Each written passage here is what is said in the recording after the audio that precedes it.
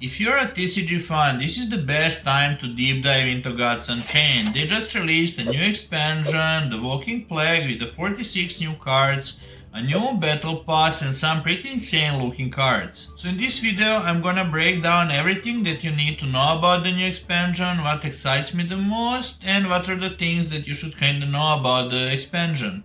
GM everyone, welcome to the Crypto Grid channel. As I said in the intro of the video, Gods Unchained just released a new expansion. If you never played the game before, now it's actually a perfect time to test the game out, because you will know which cards are kinda in the new meta, so you won't be focusing on the old cards that are like kinda outdated in the current patch. Instead, you will immediately kinda focus on what you need to focus on, and you will see what top players are playing, and it will be much easier to kinda adopt literally since the moment of the change, pretty much from the moment of the patch.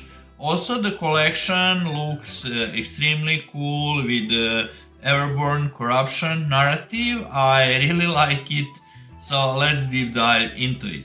The expansion is called the Walking Plague. As you already know, it dropped literally yesterday on the June 16th, and they dropped 46 new cards, which is kinda insane. A lot of stuff, right?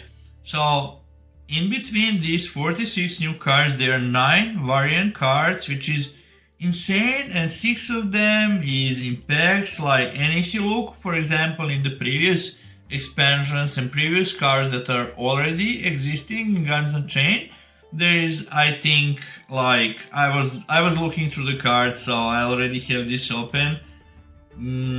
So let's turn this off and we go to the quality variant.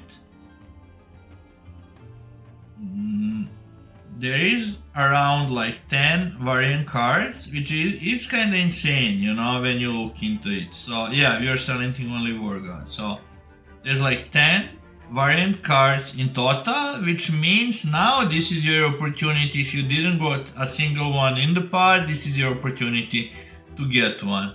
There is also 6 promo cards, the Weaklings, that's the name, and they are available in premium and shiny packs. There is Elite rewards, pretty much the top spender is getting a copy of all the Squeaklings in a diamond rarity, so this is quite insane, and all the spenders for every $1,000 in pack purchases, 2 diamond copies of exclusive promo card. Pompous, I can't pronounce this, but it's pretty sick, right? Also, there is up to 35% of the packs. I will leave the link where you can kinda buy it pretty much in the description of this video. And there are 3 types of packs. There is regular, which is $2 per pack. There is premium, $20, and shiny, which is $200 per pack. Here you can see there's 20,000 regular packs, 1,250 premium packs, and 400 shiny packs that can be bought in total.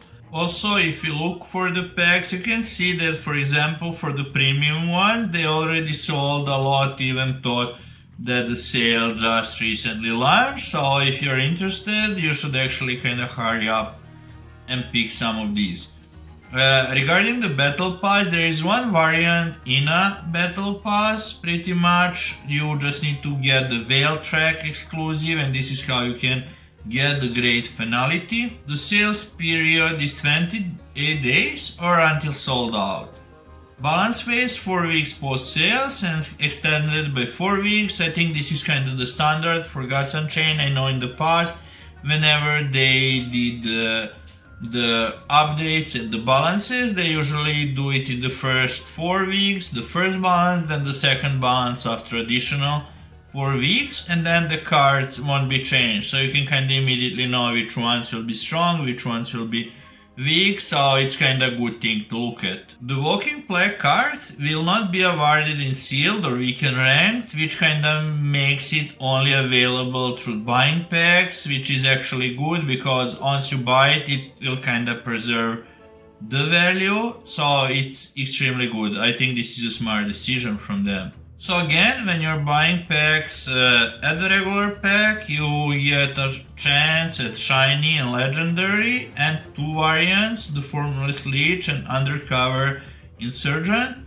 At Premium, you get Rare Quality or higher, Guaranteed Legendary, higher Shiny, odds and a shoot at a variant, Aria and Squeaklings. At Shiny Packs, you get Shadow or higher Shine with Epic or better Rarity, which is quite insane. And you get a shot at 3 variants, so the first is Palace, Wise Beyond Years, the Maddening one, and One Who Remembers. And the higher chance at the Squeaklings. So, quite cool. Also, the team reserves the right to mint up 150 regular, 100 premium, and 20 shiny packs for marketing purposes, which kinda makes sense. So regarding legendaries and variants, like the biggest advantage of variant card is kinda you get 25 diamond DP multiplier, which means that you're getting way more gods than you're getting with any other rarity, and this is pretty much quite insane number. And if you look at the marketplace and the value of these variant cards, this is like 1.7k, 4k, 4k, 5k, 7k, like the value, it's kind of insane. So if you manage to pull one of these, you are quite lucky. Okay, so let's expand each of the variants and see which one is the best. So first, Aria, the Unwitting Hero. Last Fellowship, set your god's power mana cost to 0 until the end of the turn. This is quite good. After you use your god power, gain protected. Yeah, this is insane for 3 mana, 1/5. This is quite strong, you can get it from premium packs. Second is Palace, Wise Beyond Years, Spell Boost, +1, Heal Boost +1, Ward Protected. Roar and Fellowship, add a Vow of Champions to your hand and set its mana cost to 0. This is also insanely strong. I think they're really going big with these new cards because like both of them are strong. The Garrison of that, this is the card that I kinda featured on my stream. Frontline can't attack, give a friendly creature, leech and flank. At the end of the turn, your opponent takes damage equal to this creature missing health. I think this ability is not that strong because with 7 mana it will die relatively fast. I think these two are way stronger. I think Palace is probably the strongest, and this can be gained through the special event. Next she is the Formless Leech. So Leech, while this is in your hand, at the start of your turn reduce this card's mana cost by 1. Ally steal 1 health from your opponent's god. Ally means when you cast another Everborn. So this will reduce the cost, but it's still not insane because you won't be able to kinda play it too early, and I think having a Ward and Protected is probably like one of the strongest abilities within the game. So I'm still on Palace side. So next is the Maddening one, 9 mana, which is quite expensive. 9 minus the number of Everborn you control. So if you control, yeah, this can be insane value if you control more Everborns. After an enemy creature is summoned, give it Confused and burn 1. So I see more value in Confused than burn actually. Like it can be useful if your enemy kinda survives with 1 HP and then it burns. Otherwise, the main advantage is it will lose 1 HP pretty much at the end of that turn because it will immediately get burned.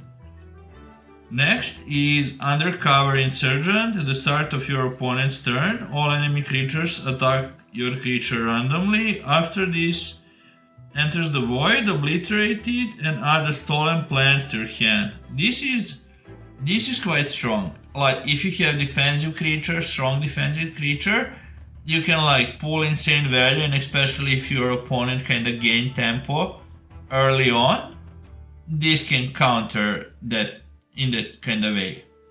So let's go to the next. One Who Remembers. Roar, if you have no duplicate creatures in your deck, draw 3 cards and heal your god by 10.